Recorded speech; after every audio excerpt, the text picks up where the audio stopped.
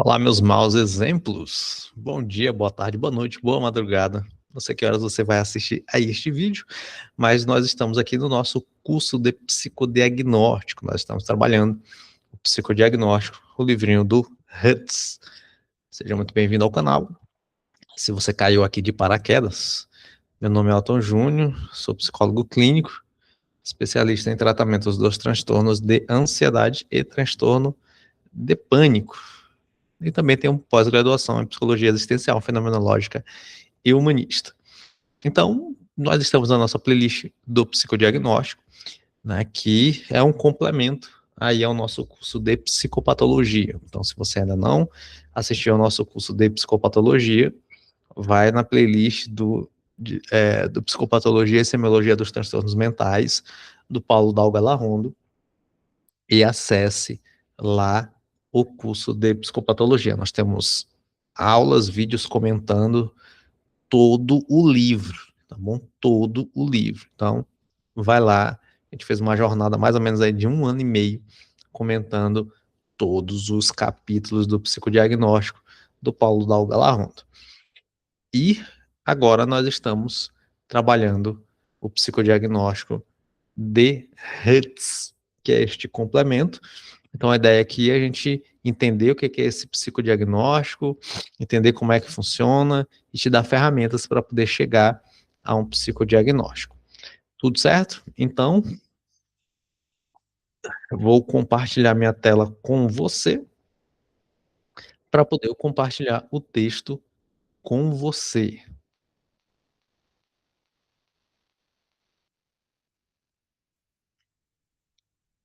Ok? Então, estão aqui meus...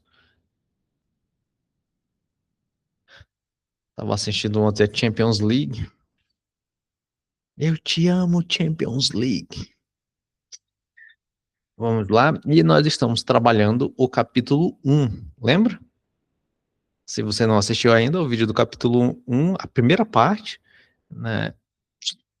Volta lá no vídeo anterior, porque a gente trabalhou até a definição de psicodiagnóstico. Então a gente trabalhou esse trecho aqui, nessa introdução, existem várias definições. Psicodiagnóstico, para fazer o psicodiagnóstico é preciso ter um tempo específico, é preciso aplicação de testes, é preciso uma teoria. O que é, né? É diferente psicodiagnóstico de avaliação psicológica. Então a gente trabalhou todos esses conceitos no encontro anterior, que foi a primeira parte aqui deste capítulo 1, né? E a gente chegou aqui à definição de psicodiagnóstico. Então, se você quiser relembrar, é só voltar lá no vídeo anterior, no primeiro vídeo aqui da nossa série, que você vai se deparar com toda esta discussão. Então, agora, o que acontece? Agora nós vamos ir avançando aqui na leitura do nosso texto, né? Então, eu estou fazendo uma leitura comentada, tá bom? Fazendo a leitura comentada aqui do texto, para poder a gente ir avançando, né? Um método interessante aí. Então, deixa eu ver aqui, tudo certinho. Então, vamos lá. O diagnóstico, ou psicodiagnóstico, necessita de uma teoria psicológica que o fundamente, né? Então, essa é a pergunta, né? Ou é uma afirmação. O psicodiagnóstico necessita de uma teoria psicológica que o fundamente. E nosso texto diz o seguinte: felizmente, nas últimas décadas, a área da avaliação psicológica no Brasil tem investido muito no desenvolvimento de instrumentos mais confiáveis, construídos a partir da nossa realidade cultural. É perceptível o aumento da oferta e da qualidade dos testes em nosso país, o que proporcionou maior qualificação dos serviços prestados à população. Sem dúvida, o estudo desses instrumentais qualificou os testes, mas não o processo psicodiagnóstico. Então, é importante a gente comentar, talvez você saiba disso, mas muitos dos nossos testes são importados, né? E é muito importante a gente fazer uma equiparação, uma validação a partir da nossa cultura, né, a partir da realidade brasileira. Então isso é importante. Às vezes um teste é validado e ele tem uma carga cultural muito forte, né, e por isso pode apresentar uma diferença no desvio padrão, né, de alguns parâmetros, né, às vezes ali nos parâmetros de normalidade. Então é importante fazer sempre essa revalidação, né, a partir da realidade brasileira. Então a gente tem aumentado, né, graças a Deus, a gente tem aumentado ali a oferta desse tipo de testagem, né? Nós temos muitos testes psicológicos no Brasil que nos proporcionam qualidade para trabalhar. Isso é importante enquanto profissão, né? E aqui ele faz essa ressalva importante, né? Os estudos desses instrumentais qualificou os testes, né? Mas não o processo psicodiagnóstico, né? Então, o que ele quer dizer com isso, né? Qualificou os testes, mas não o processo psicodiagnóstico. Observamos na atualidade uma supervalorização dos instrumentos psicométricos e projetivos em detrimento da escuta e da tarefa de síntese compreensiva que deve ser realizada pelo psicólogo a partir de todas as informações coletadas durante a avaliação. E é isto, é basicamente isto, né? Eu já compartilhei algumas vezes aqui no meu canal no YouTube, né, a experiência que eu tive da minha própria atuação profissional, no sentido de, no começo, a gente não, eu vou falar eu, tá bom? Estou compartilhando aqui a minha experiência, mas que eu percebo que é meio que geral isso, porque eu acho que é o funcionamento humano. Talvez você possa se identificar com isso. Se tu se identificar com isso, deixa aqui os comentários aqui embaixo para eu saber. Mas o que acontece? Né? Geralmente no começo ali de alguma atividade que você esteja fazendo, você começa a se preocupar muito com a parte técnica, né? Muito com a técnica, você está ali focado na parte técnica, e aí você esquece todas as outras variáveis, porque a tua atenção para te proporcionar uma sensação de segurança está voltada para a aplicação técnica daquilo que você está fazendo. Um exemplo que eu gosto muito de dar é o exemplo de dirigir. Então, se você dirige um automóvel, né, pode ser uma moto, pode ser um carro. Então, quando você está aprendendo a dirigir, você está de olho em toda a parte técnica. Eita, vou trazer aqui o exemplo do carro. Eu tenho que entrar no carro, eu tenho que ajeitar os retrovisores, eu tenho que colocar o cinto, eu tenho que dar a partida no carro, dei a partida no carro, o que eu tenho que fazer agora? Eu tenho que pisar no freio, pisar na embreagem, se o carro for manual, engatar a primeira, baixar o freio de mão, eu tenho que tirar o pé da embreagem devagar até o ponto do carro começar a vibrar para poder eu sair. Saindo, eu tenho que prestar atenção na rotação do motor, caso tenha, para poder eu passar a marcha, ou se não tiver a rotação do motor, eu tenho que escutar o motor pedindo marcha. E aí é uma complexidade, aí eu tenho que olhar para os retrovisores enquanto estou dirigindo, e se eu for mudar de faixa, eu tenho que dar seta, eu tenho que... Entende? E aí você fica preso a essa parte técnica, e você esquece de estar ali vivendo, de estar de boa, você fica tenso na parte técnica. E com o decorrer do tempo, você vai se acostumando com aquilo ali, até o ponto em que você dirige de maneira automática e você consegue até, coisa que não pode fazer, mas você consegue mexer no celular, a tua cabeça fica divagando, se tem alguém dentro do carro, você consegue prestar atenção na conversa, em vez de estar prestando atenção naquilo que você precisa fazer, passar a marcha, frear, etc. Então você automatiza aquilo. Em psicologia, né, é a mesma coisa. Então, geralmente as pessoas fazem o que no começo da sua atuação? Ela fica preocupada com a parte técnica, né? Então ela fica muito preocupada com a parte técnica. Ela fica presa à parte técnica, em vez de se preocupar com a síntese, né, com aquelas informações que a parte técnica está nos trazendo, né? Tem um livro, eu tenho, tá bem aqui, assim, pertinho aqui, eu só não vou pegar o que. Tô com preguiça. Tá bem aqui. Manual Clínico dos Transtornos Psicológicos. Talvez você já tenha ouvido falar desse livro, né? O meu é a quinta edição aqui, é uma capinha branca, uma listra verde e laranja. É para TCC, né? Para TCC. E tem um capítulo nele sobre ansiedade generalizada, se eu não estiver enganado. Não lembro se é transtorno de pânico ou de ansiedade generalizada.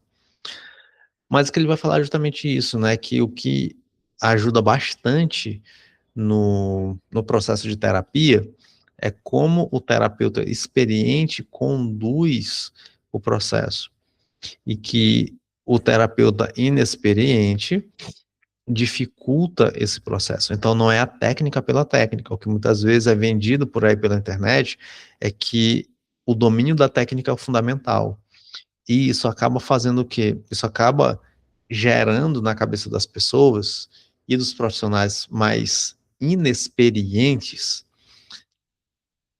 uma visão de que o que ele precisa é estritamente a técnica. E ele esquece do encontro, da presença, que é o fundamental. Né? Então, a presença, o encontro. Eu vou ter aqui uma afirmação temerária, algumas pessoas podem concordar comigo ou discordar, mas a presença do terapeuta é mais importante do que a técnica que ele pode utilizar. Porque muitas vezes o profissional inexperiente, ele fica atrás dessa técnica e ele não escuta a pessoa que está diante dele. Ele não escuta a pessoa que está diante dele, certo? E isso, infelizmente, é perigosíssimo, né? Isso, infelizmente, gera mais prejuízo, porque muitas vezes a pessoa está querendo falar uma coisa e o terapeuta está querendo encontrar uma resposta para entrevista estruturada que ele montou. Então ele não consegue flexibilizar isso, percebe? Ele não consegue flexibilizar isso. E isso é prejudicial para o encontro, né? Então, se eu pudesse te dar um conselho aqui, não uma dica, mas um conselho, ok, se preocupe com a técnica, mas preocupe-se ainda mais com o encontro. Preocupe-se ainda mais com o encontro. É muito mais importante você estar presente do que você aplicar uma técnica. É muito mais importante. É, é muito mais importante, certo? Então, domine o encontro, esteja presente. É por isso que é legal você ler teóricos da existencial, que vão prezar pelo encontro, ou de uma abordagem fenomenológica, por exemplo, Martin Buber, eles vão dar essa ênfase. Tá aqui, ó, tem um encontro aqui acontecendo, tem uma presença bem aqui acontecendo. E não se esqueça disso. Psicologia é além da técnica. Muitas vezes, atualmente, a gente está focado muito na técnica. Psicólogos das novas gerações, principalmente, estão focados muito nas técnicas. Estão esquecendo do encontro. Se tu conseguir dominar o encontro, você vai ser um profissional diferenciado. Não é se tu sabe aplicar 15 testes que tu vai ser diferenciado. Esquece isso. Isso é papo de vendedor de curso, né? O que vai gerar um diferencial para você no mercado de trabalho e no trabalho que tu for aplicar, não são os 15 testes que tu domina, mas o encontro que tu é capaz de conduzir quando uma pessoa chegar na tua frente. Então a gente tem uma supervalorização dos instrumentos em detrimento da escuta. Cara, isso aqui é muito importante.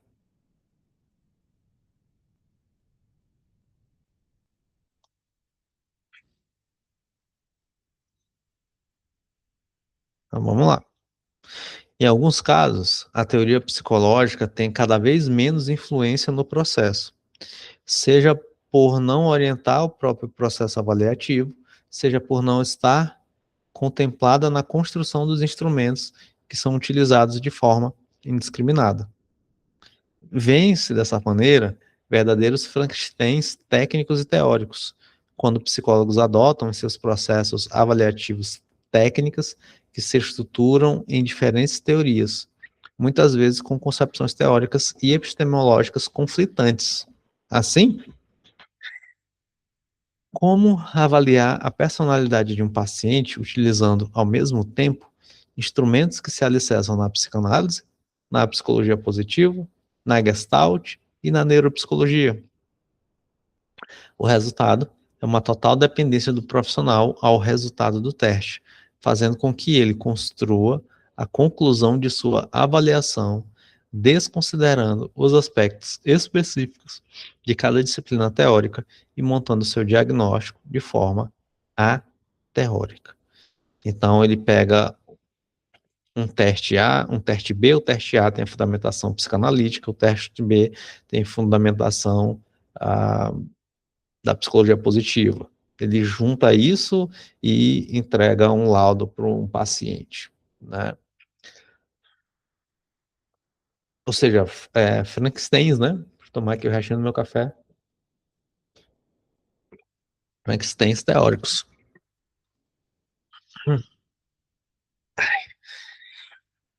Eu voltei a treinar, voltei para a academia essa semana.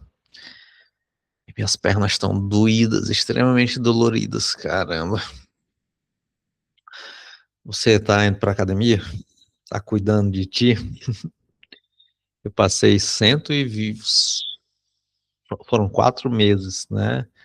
3 meses 90, 120 dias. 120 dias sem poder treinar, porque ano passado, final do ano passado, eu me lesionei jogando bola, uma carga alta de, de esforço físico, e aí adquiri uma pubalgia, né, uma inflamação da região púbica, né, os inferiores, abdominais inferiores, região de quadril, adutores internos da coxa, né? Então, uma lesão chata de ser tratada, né? Tanto que eu não conseguia nem fechar as pernas assim sem fazer força nenhuma. Por exemplo, levantar da cama, esse movimento de quadril. Nossa,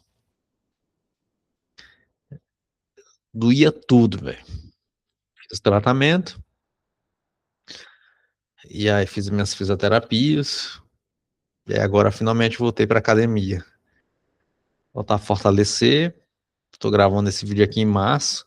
Em agosto já tem campeonato de novo, na bola. Já vou participar. Vai dar certo. E aí eu tô todo dolorido aqui, ó. Mas é bom. Mas isso daqui não é a dor da lesão, é a dor da construção. Então vamos lá. Anedotas, né? Anedotas da vida. Fofoquinhas. Entendemos que não é possível descuidar da formação teórica do profissional que deve escolher, administrar, interpretar e integrar os resultados desses instrumentos em um procedimento clínico como o psicodiagnóstico, sob pena de ficarmos reféns dos testes para a realização de qualquer avaliação. Compreendemos que o aperfeiçoamento dos testes, tornando-os mais válidos e fidedignos para o que se propõe a examinar, deve ser acompanhado por uma formação teórica que possibilite um psicólogo válido, capaz de compreender os resultados de um teste ou de uma entrevista com base em uma teoria psicológica que fundamente o trabalho de qualquer psicólogo. Então é preciso ter uma articulação entre o teste e a teoria ali que você utiliza para trabalhar. Vou pegar aqui uma água para mim.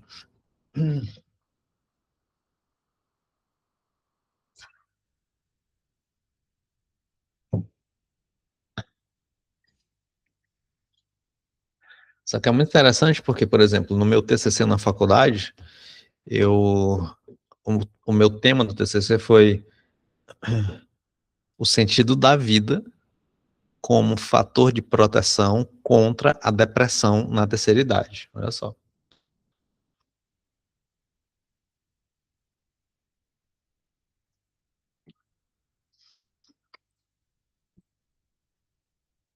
E o meu trabalho foi o quê? Foi uma pesquisa em que eu apliquei uma escala de depressão, eu fiz uma entrevista semi-estruturada e eu apliquei um teste chamado PIL teste, que é um teste que discrimina se uma pessoa descobriu sentido na vida ou não. Então, qual era a ideia? A ideia era, se a hipótese, né? Se a gente tiver um quadro de depressão, logo a gente não tem a descoberta de sentido na vida, né? Então vai ter uma ausência de sentido e de significado na vida. Então a ideia era o quê?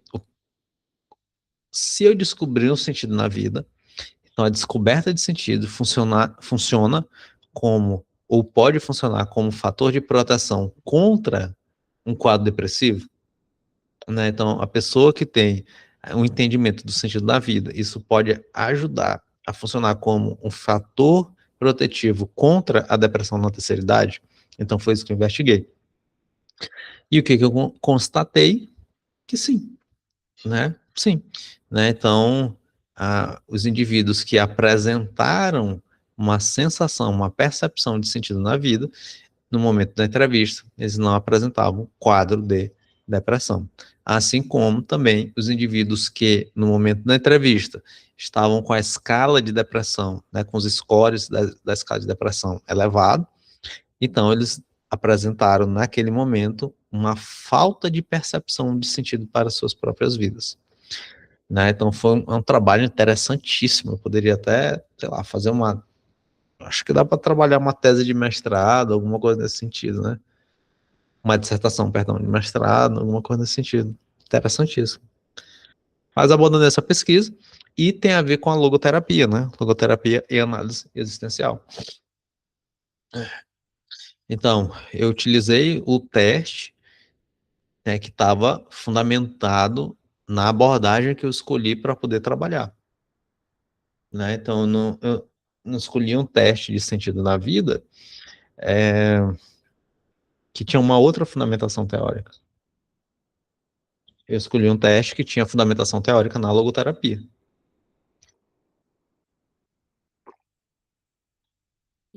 Entende? Então é importante, né?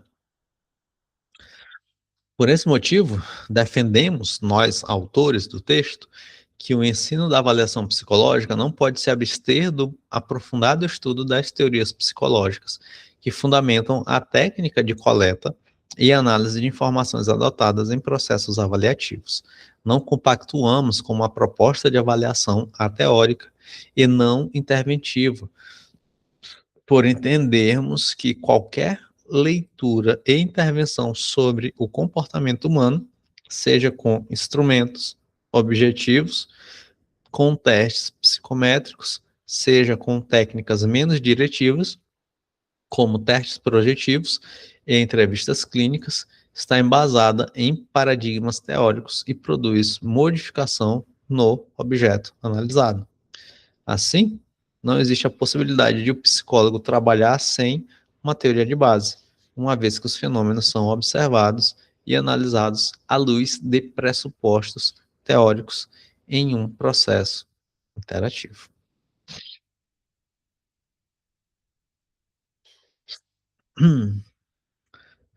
O psicodiagnóstico é uma intervenção.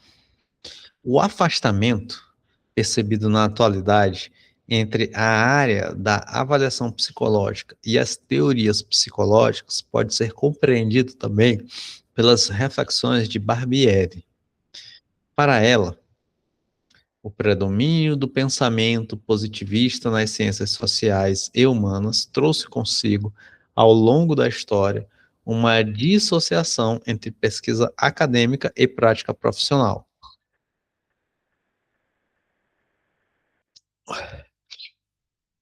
Meu ouvido está espocando mais bolinha de ar. Essa situação ocasionou um empobrecimento na produção de conhecimentos oriundos do trato direto com as pessoas ou a ele destinados, promovendo um distanciamento daquilo que deveria se constituir a meta principal do nosso trabalho como psicólogos. Interessante, né? E isso daqui ela escreveu em 2008. Nós estamos quase 20 anos depois e só tem piorado. Não vou dizer que melhorou, não. Só piorou. Né? Então, esse predomínio do pensamento positivista. Né? Tanto que o título aqui é o psicodiagnóstico é uma intervenção, né? E você vai ouvir muita gente falar de uma neutralidade, né? A famosa neutralidade científica. É possível, né, desenvolver essa neutralidade científica? Na minha faculdade eu tinha uma professora tão positivista que ela afirmava 100% que era possível ter a neutralidade. É claro que é possível. Ela falava assim, balançando a cabeça, né? Ela tinha um cabelo curtinho assim, inteligentíssima. Uma profissional maravilhosa, inteligentíssima, porém, né, extremamente positivista. Na época eu não tinha argumentos nem para conversar com ela, nem para questioná-la ou fazer questionamentos mais capciosos, né? Mas ela dizia que sim, existe neutralidade e é possível alcançar a neutralidade.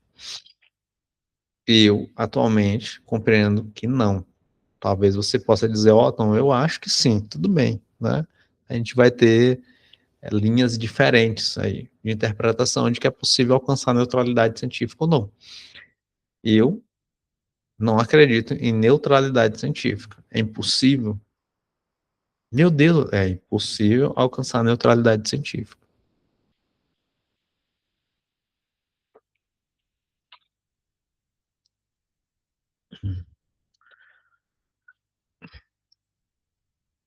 É perigoso considerar as práticas avaliativas apenas em sua dimensão investigativa, excluindo os aspectos interventivos e terapêuticos que lhes são inerentes. Né? Então, aqui a gente tem uma ideia de que a avaliação não é intervenção e não é terapêutico. A avaliação, eu até concordo, eu posso entender que ela não é terapia, mas pode ser terapêutico. E a avaliação, sem dúvida nenhuma, na minha percepção, eu vou ter uma tendência a concordar aqui com os autores, a avaliação é intervenção. Eu acho que eles vão concluir isso. Bora ver. Para Barbieri, a separação entre as atividades de investigação e de intervenção é resultado do olhar positivista, que busca atingir um ideal de objetividade para a pesquisa científica. Então, esse olhar positivista meio que fragmentou a realidade, né? Meio que fragmentou a realidade. Então, é, se eu estou fazendo uma avaliação, é só avaliação, não tem intervenção. Né? Não tem intervenção. Tanto que, atualmente, eu acho interessante porque a ciência ela vai andando meio que em ciclos, assim. Então, hoje, atualmente, fala-se muito de intervenção, de entrevista motivacional. O que diabo é a entrevista motivacional? É você conseguir, né, de repente, ali já ter uma intervenção durante a própria entrevista, durante o processo de anamnese, ou esses encontros iniciais, que nada mais é do que uma intervenção junto com a entrevista. Que é uma prática que eu sempre fiz na minha atuação.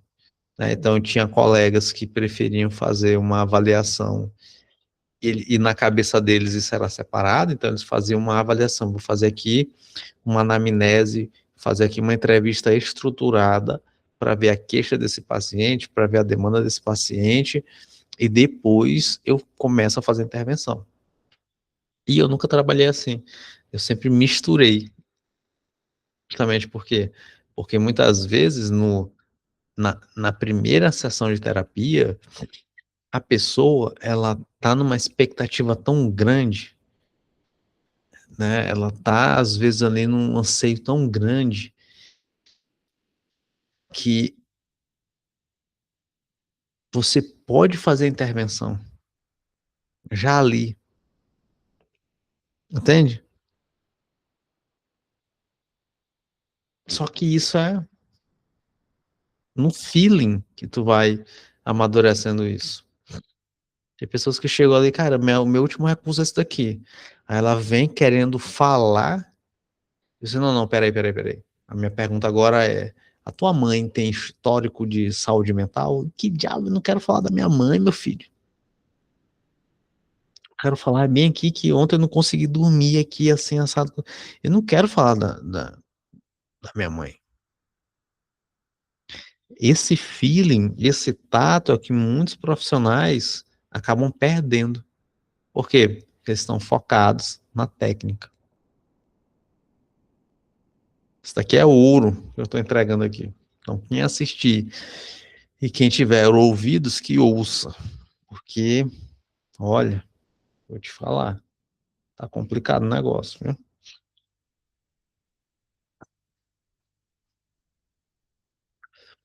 Uhum. A autora entende que um psicodiagnóstico isento de intervenções pode trazer ao paciente muitos malefícios. As entrevistas iniciais empregadas sem intervenção, além de não atingirem seus objetivos de formular o diagnóstico e iniciar o tratamento, desperdiçam a chance de o paciente estabelecer contato com outra pessoa. Pronto, essa aqui. E pode resultar em uma experiência terapêutica negativa. Entende? Terapia ainda é encontro. Terapia não é aplicação de técnica. Avaliação psicodiagnóstica ainda é encontro.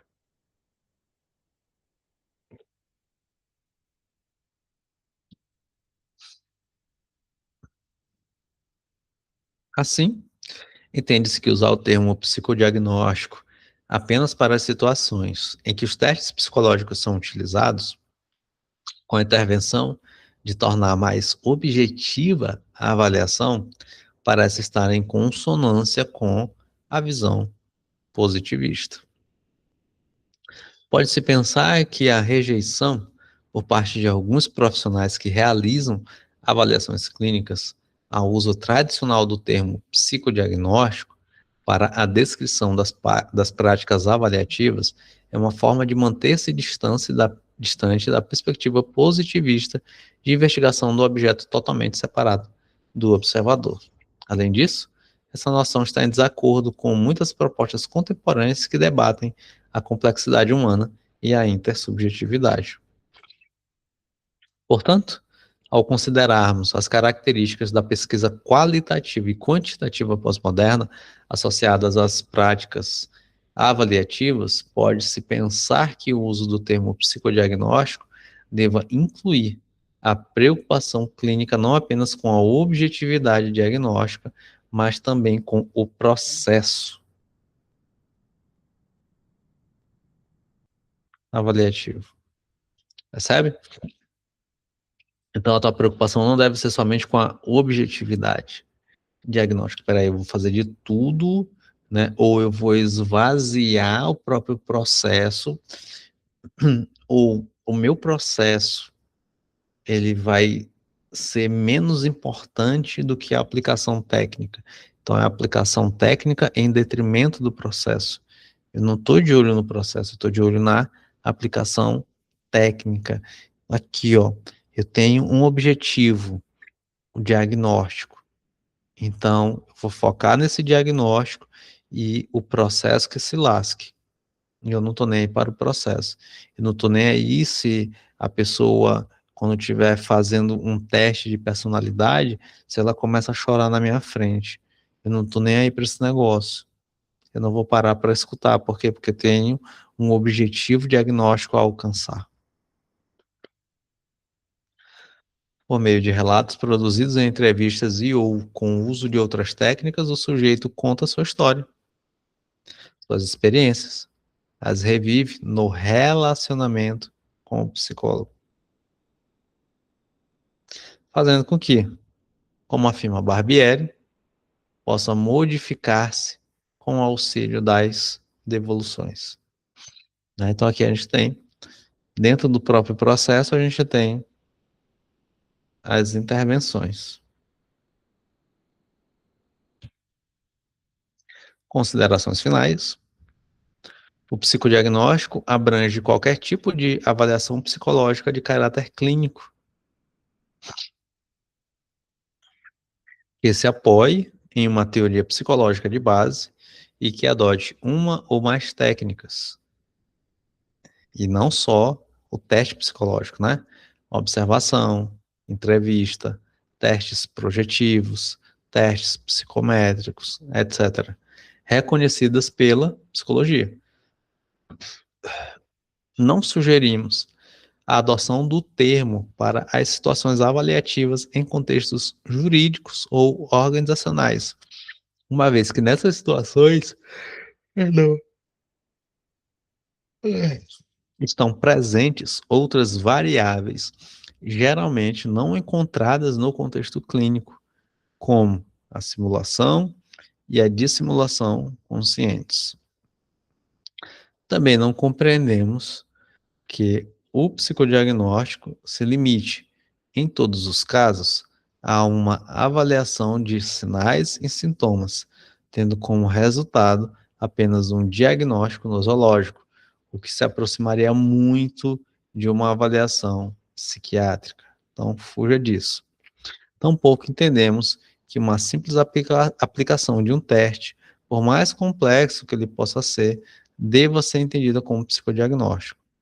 Reservamos o termo para descrever um procedimento complexo e interventivo baseado na coleta de múltiplas informações que possibilite a elaboração de uma hipótese diagnóstica alicerçada em uma compreensão teórica.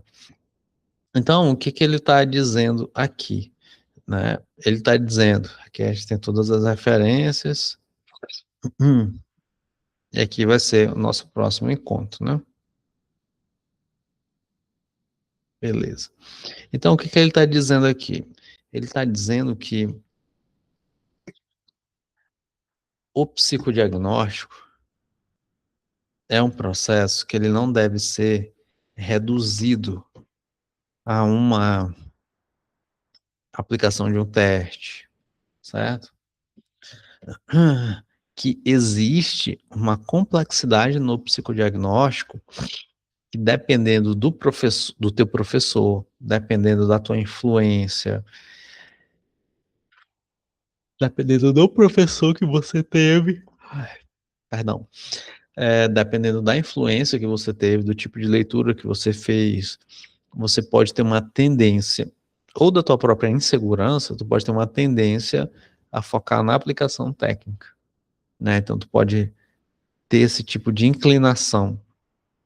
E isso acabar te prejudicando no reduzindo o processo psicodiagnóstico, né? Então, você aplica o teste, ah, você não escuta a pessoa, você de repente não acha que deva fazer algum tipo de devolutiva que pode ajudar já ali o paciente,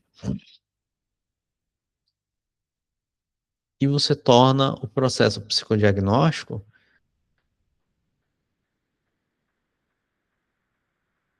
uma coleta de dados objetivos, às vezes com uma estrutura que ignora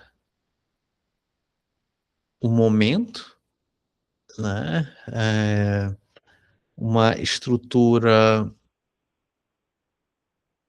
que faz você perder a sensibilidade na entrevista, uma estrutura que objetifica a pessoa e, no fim das contas, uma experiência negativa para aquele cliente, para o consulente, para o paciente. Entende? Quando eu fui tirar a minha habilitação, essa também é uma história que eu gosto muito de contar, porque eu fui tirar a minha habilitação e eu estava no segundo período de psicologia, foi no segundo, eu estava no primeiro ou no segundo período de psicologia. E eu fui tirar a minha habilitação e fui fazer o teste psicotécnico, né? Antigo psicotécnico. E se você já tirou carteira de motorista, se pelo menos tem uns 5 anos, eu acho que você tirou carteira de motorista, é provável que você tenha tido uma experiência similar, né? Você vai fazer uma avaliação psicológica com um psicólogo, né? E ele faz ali uma entrevista rápida, às vezes ele faz um teste projetivo ali de personalidade, né? E um teste de atenção, uma bateria básica ali de avaliação para o trânsito, né? E eu ali, estudante de psicologia, cheguei na clínica para fazer o teste psicológico e a gente ficava na recepção da clínica, assim, no térreo, e a sala de avaliação era tipo assim, no primeiro andar. E todo mundo tenso, né? Muita gente.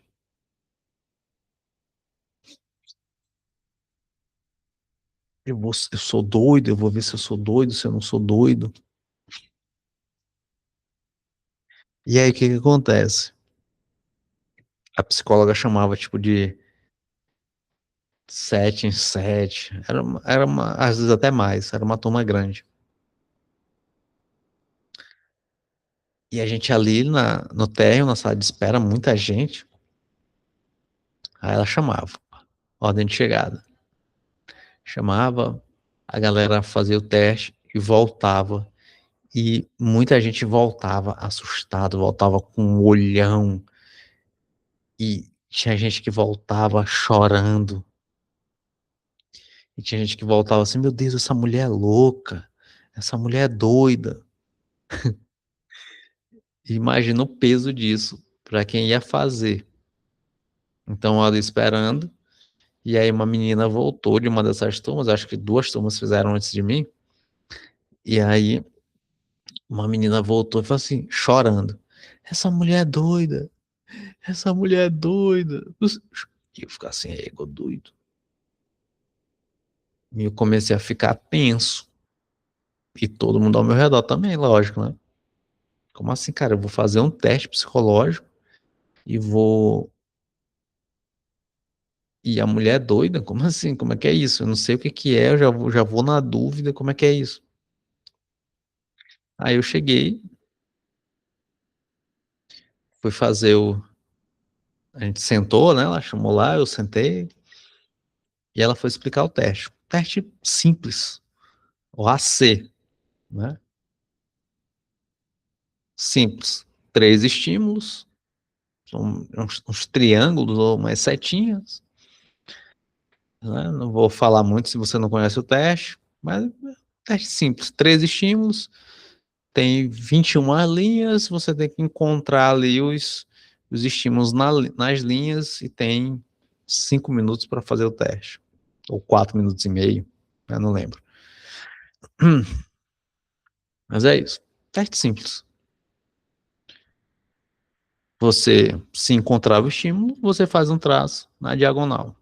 Não é um X, nem nada disso, é só um traço. Começando da direita, indo para a esquerda. Comanda simples.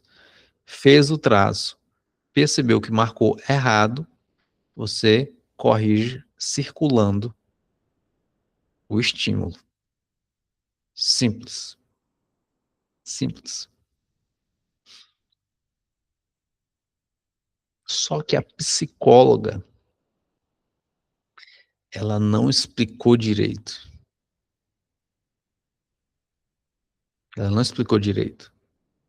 Ela simplesmente pegou a folha do teste e falou assim: uma turma, ela sequer se levantou da cadeira, tá sentada numa mesa, numa cadeira, ela sequer se levantou da cadeira.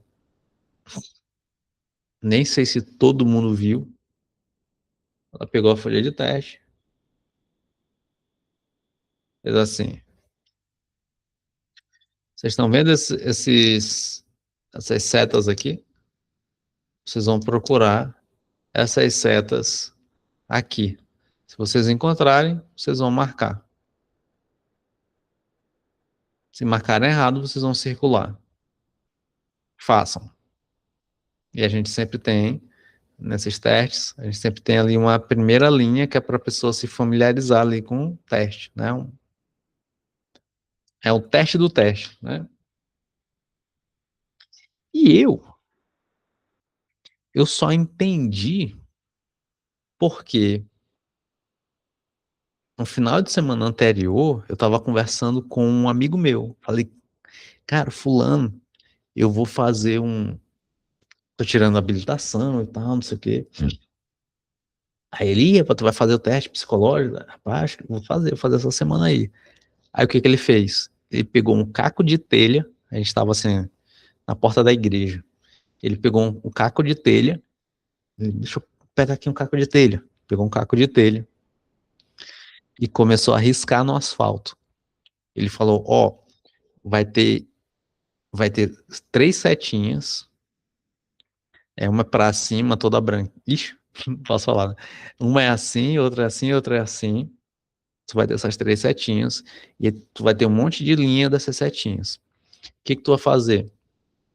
Tu vai procurar essas setinhas e tu vai riscar essas setinhas. Se tu errar, aí tu vai e circula, né? Mas tu vai procurar essas setinhas aqui embaixo. Eu lembrei da explicação dele, foi o mesmo teste, ainda bem, né? E eu só entendi por quê? Porque ele tinha me explicado. Não porque a psicóloga tinha explicado, porque ela não explicou merda nenhuma. Ou seja, a gente estava ali, acho que 15 pessoas, no mínimo, uma turma, e ali é um processo de avaliação psicológica, né? Ela não estava buscando um psicodiagnóstico necessariamente, mas estava fazendo ali uma avaliação psicológica, e ela estava numa postura extremamente negligente. Já era uma velha, não era uma psicóloga nova, nem de meia idade, 40 anos, 30 anos, não. Ela já tinha seus 50 para mais. Talvez, sei lá, não dormiu bem, talvez já estava de saco cheio da profissão, não faço a menor ideia. Mas com certeza, ela era uma das primeiras psicólogas do Maranhão, sem dúvida nenhuma. Sem dúvida nenhuma. Mas uma péssima profissional. Uma péssima profissional. E aí ela fez o teste, explicou lá o teste do teste, né? Façam aí. Aí a gente dá uns 30 segundos ali para a pessoa fazer o teste inicial. Façam aí, vou dar o tempo aqui, quando eu falar parem, vocês parem. Aí a gente fez, eu olhei lá as setinhas, lembrei da explicação do meu amigo, Paulo. Falei, rapaz, igualzinho que Paulo me falou. Ah, pronto. Fiz o meu, deixei meu lapisinho ali. Ela, parem, parou. Aí ela foi passar aquela vista, né, para ver se alguém tinha alguma dúvida, se tinha feito certo, e tal. Pelo menos ela fez isso. Mas olha como ela fez. Ela foi passando, aí ela chegou em uma menina, mais jovem, né? Menina é criança, né? Não uma mulher, mas também jovem também. Ele não tinha no máximo 20 anos. Ela chegou nessa jovem e a menina tinha feito tudo errado. Tinha feito tudo errado. Por quê? Porque ela não explicou direito, né? Então, é necessária uma explicação correta. E ela simplesmente não fez isso. E ela deu uma pressão nessa mulher, nessa jovem. O que tu fez aqui? Tu fez tudo errado. Tu não presta atenção naquilo que eu digo. Olha só, olha só como tu tá fazendo. Não tem condição de você fazer esse teste aqui. E a jovem começa a chorar. Chorou, se desesperou. Resultado? Ela não conseguiu fazer o teste. Ficou extremamente nervosa, não conseguiu fazer o teste, desceu ali, teve que remarcar o teste, e provável que no reteste que ela foi fazer, provável que ela tenha ficado nervosa de novo, etc. E tal. Quando a menina chora, todo mundo começa a olhar, logicamente isso aumenta a tensão, e eu só olhando aquilo, eu era estudante do primeiro ano, né, da faculdade, eu falei assim, cara, que psicóloga doida, bicho. Se for pra eu ser psicólogo assim, eu não quero não. Aí beleza. A menina desceu, não conseguiu fazer o teste. Ela passou lá a comanda, eu fiz o teste. Passei acho que com uns 80% lá de acerto. E vim embora. Mas eu só fiz o teste por quê? Porque um amigo explicou. Então o que eu quero dizer com isso? É que ela não estava preocupada com o processo. Ela queria aplicar o teste de qualquer jeito e acabou. E acabou. Ela não estava preocupada com o processo.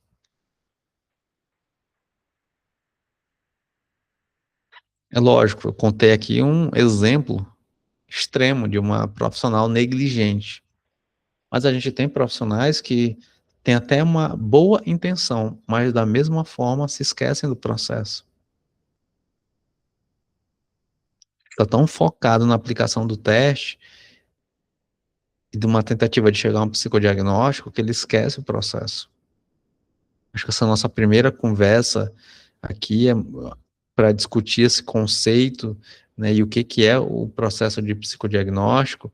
É muito importante a gente entender isso, entender esse processo. E aí, a ironia do destino é que, acho que um ano depois, mais ou menos, eu consegui um estágio para fazer a mesma coisa que aquela profissional fazia. A mesma coisa. E eu fazia a avaliação psicológica para a carteira de motorista, dentre outras coisas de RS, TID.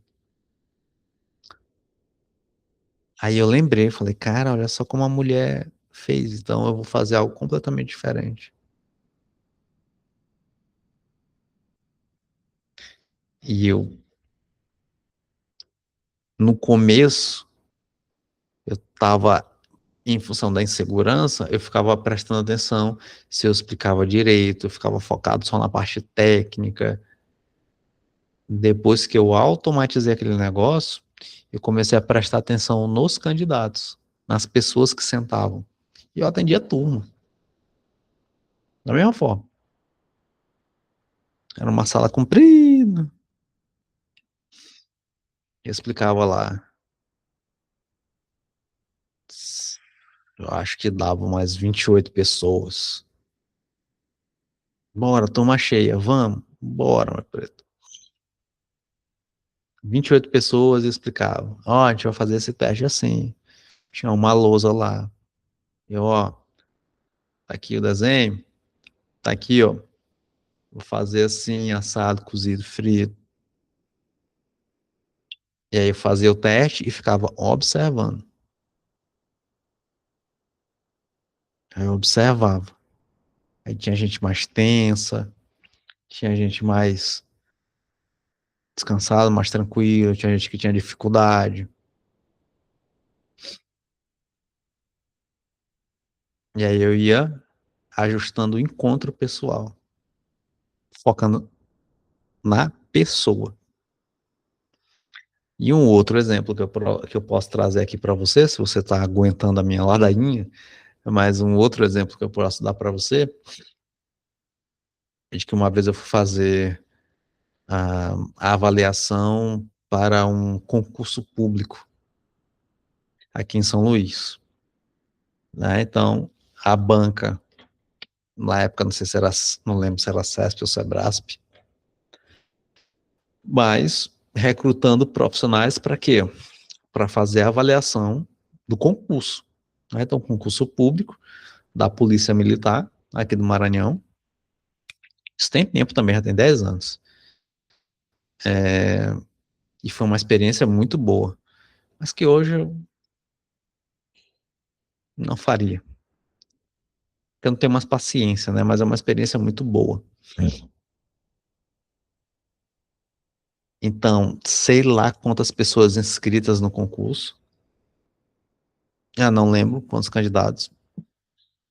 Só sei que era uma bateria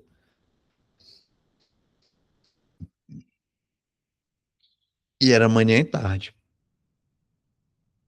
Uma bateria de testes para fazer a avaliação. A gente não fazia a correção, né? Só fazia a aplicação. E uma turma gigantesca. Gigantesca. Gigantesca. E aí, cada turma ficavam ali dois aplicadores, um com experiência, o outro sem experiência. Aí, como eu já tinha essa experiência desse estágio, né? Então, eu fui aplicador com experiência e eu tinha ali uma auxiliar que me ajudava, né? Então, eu explicava, eu dava comanda e os auxiliares iam distribuindo o teste, recolhendo o teste, etc. E a turma gigantesca, gigantesca, quase 100 pessoas. E nessa turma aí, eu ficava observando. Então, eu dava a comanda, a galera, os meus auxiliares distribuíam os testes, e na aplicação, lógico, eu falava ali para as meninas, ó, fica de olho, vê se alguém tem alguma dúvida, tudo mais, não sei o quê. Mas tá bom. E aí, em uma dessas aplicações, o que que acontece?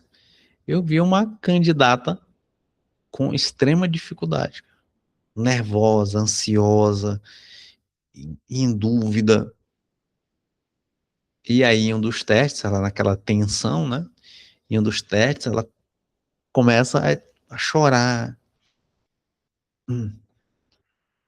E se fosse um outro aplicador, de repente não, ou não perceberia, ou não conversaria, né? Ou não explicaria, né? Ou não esclareceria de repente.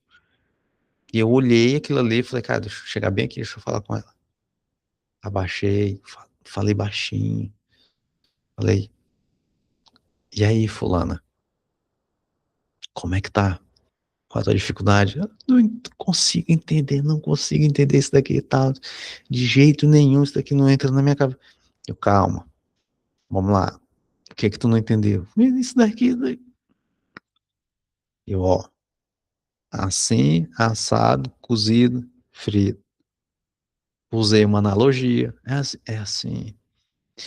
Entendi, entendi. Beleza. Show. O que eu vou fazer? Agora eu vou marcar um tempo aqui específico para ti. Peguei o telefone, a turma toda num ritmo, e eu, ó, tá aqui. E aí expliquei direitinho, fez, fez todos os testes, adquiriu confiança, passou no concurso público, tá aí. Hoje é policial militar. Então, o processo diagnóstico é um processo, né, que você precisa focar no encontro, não só na aplicação técnica, no encontro. É o mais importante. Você tá trabalhando com gente, tá? Então não foque na técnica, tá bom? Se você foca na técnica ainda, no objetivo, na entrevista estruturada, é porque simplesmente ou você tem um olhar e um entendimento muito positivista da coisa, ou você é inseguro, tá bom? E é por isso que tenta se apegar à técnica para sanar uma insegurança, para sanar uma insegurança, né? E depois eu posso compartilhar essa experiência lá, foi o dia todo. Pô, é muito legal a experiência.